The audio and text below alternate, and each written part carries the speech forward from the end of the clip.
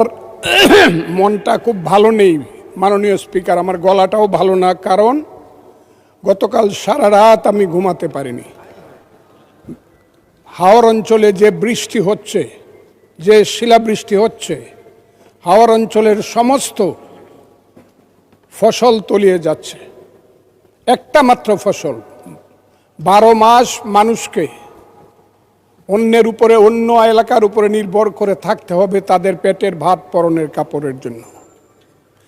আমি এই ব্যাপারে আমাদের নেতা, সংসদ নেতা এবং মাননীয় প্রধানমন্ত্রী সহ সংশ্লিষ্ট সমস্ত মন্ত্রীদের কাছে অনুরোধ করছি, হাওর অঞ্চলকে দয়া করে এবার বাঁচান। এবং প্রথমেই আমি প্রস্তাব করে নিলাম, হাওর অঞ্চলকে সঠিকভাবে বাঁচাতে হলে 35টি জেলা নিয়ে একটি হাওর মন্ত্রণালয় করতে হবে, এবং এই দাবি করে আমি আমার মহামান্য রাষ্ট্রপতির ভাষণের উপরে বক্তব্য শুরু করছি।